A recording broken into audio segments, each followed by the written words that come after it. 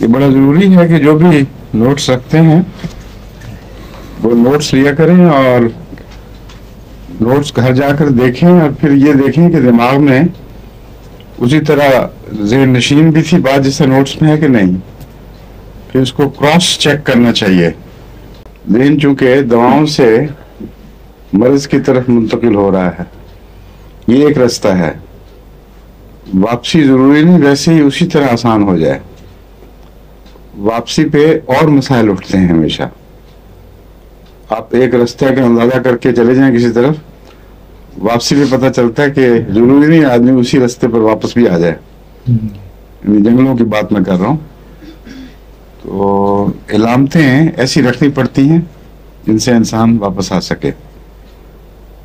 اس کا ایک طریقہ یہ ہے کہ ہمیشہ دوا یاد ہونے کے بعد پھر مرض کو پیش نظر رکھیں. صرف جو مریض آپ سے بات کرے گا، پھر دیکھیں آپ کو کن کن رستوں پر دماغ کن کن دواؤں تک پہنچاتا ہے، اور پھر آیا آپ فرق کر سکتے ہیں کہ نہیں.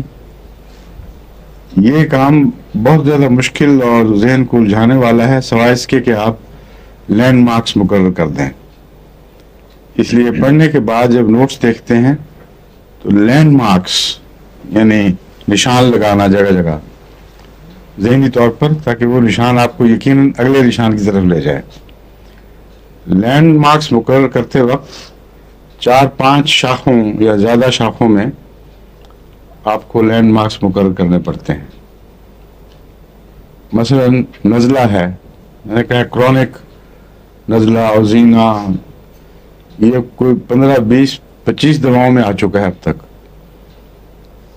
اب اگر آپ نے اسی طرح اس کو بے ترتیبہ رہنے دیا تو جب کوئی مریض آ کے کہتا ہے مجھے نزلہ ہے، تو آپ کو کچھ بھی نہیں پتہ چل سکتا کہ اس نزلے میں میں کون سی دوا تک پہنچوں. اس کے لیے انالیٹیکل سسٹم ضروری ہے.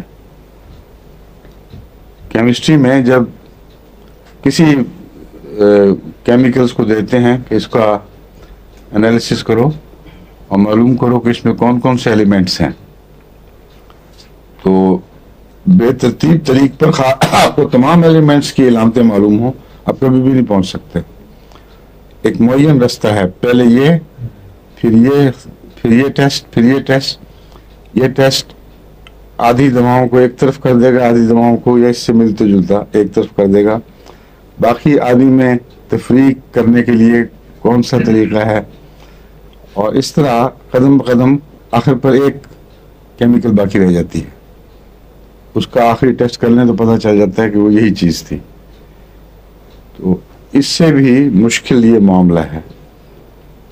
وہاں تو جو باقاعدہ سسٹمز ہیں وہ لکھے ہوئے موجود ہیں. ویسے بھی لڑکے جو یاد ایک دفعہ کر لیتے تھے ان کو مشکل نہیں پڑتی تھی، مگر مریضوں کے معاملہ میں فرق یہ ہے کہ ہر مریض اپنی ذات میں ایک الگ جہان ہے، اور وہ ہر بات وہ بات نہیں کرتا جو کاپی میں موجود ہو، یا کاپی بک جس کو کہتے ہیں آپ کے نوٹ بک میں اسی طرح موجود ہو.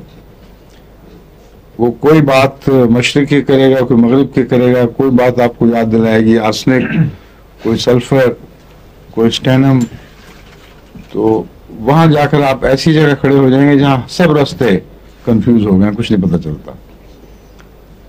تو اس کی اپنی مدد کرنے کی خاطر آپ جب نوٹس پڑھتے ہیں واپس جا کے تو یہ سوچے کہ میں کسی مریض کو جو یہ علامتیں مجھے بتاتا ہے کس صورت میں اس دوا تک پہنچا سکتا ہوں اور کیسے پہنچا سکتا ہوں.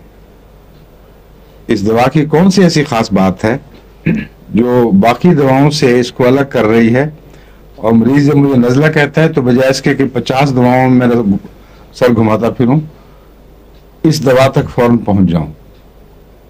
کوئی ایسا لینڈ مارک وہاں باندھ دینا چاہیے. اور یہ جو لینڈ مارک سسٹم ہے یہ تو اللہ تعالیٰ نے جانوروں کو بھی عطا کیا ہوا ہے.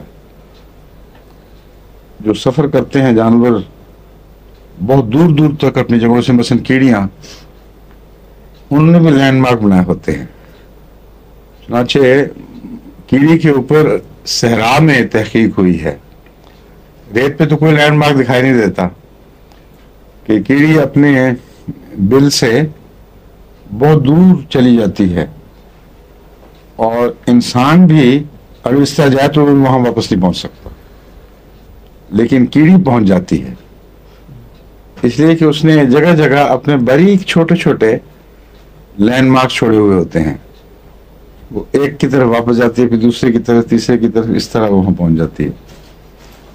بعض جانور ہیں جو اپنا لعاب یا گند درختوں پر، جھاڑیوں پر ملتے جاتے ہیں.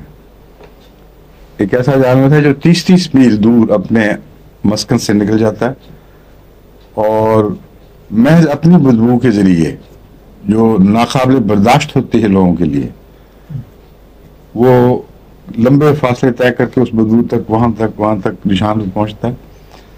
تو خدا تعالیٰ نے قانون قدرت میں جو لینڈ مارک سسٹم مقرر کیا ہوا ہے، اس کو، اس کی امیٹیشن کریں، اس کی نقل اتاریں، ذہن میں مختلف جگہوں پہ کچھ دھاگے باندھیں کہ یہاں سے میں وہاں جاؤں گا، وہاں سے وہاں جاؤں گا. اور روزمرہ جب اپنے ٹرائل کریں گے پھر آپ کو پتہ چلے گا کہ آسان کام نہیں.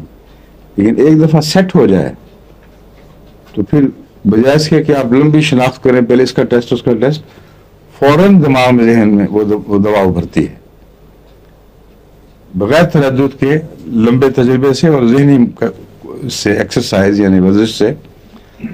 پھر یہ دیکھنا نہیں پڑتا کہ بعض میں پوچھنا بھی نہیں پڑتا مریض سے، اس کے چہرے، اس کے چہرے کی علامتیں، اس کی ادائیں فوراً آپ کو کسی دیوار کی طرف لے جاتے ہیں. پھر آپ بے شک پوچھ کر تسلی کر لیں، اکثر وہی دوا نکلتی ہے جو ذہن میں ابھرتی ہے.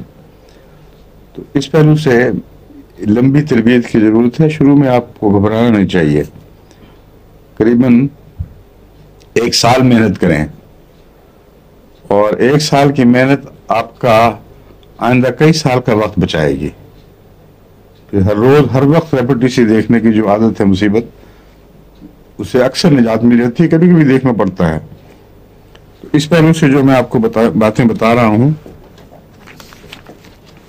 ان کے نوٹس پہ شک لیں، لیکن نوٹس سے پہلے اچھی طرح سن لیا کریں، ذہن نشین یہاں بھی کریں، واپس جا کے نوٹس کے حوالے سے پھر ذہن نشین کریں، اور انشاءاللہ ان نوٹس کو ہم بعد میں کسی وقت شائع بھی کر دیں گے تاکہ سہولت ہو جائے.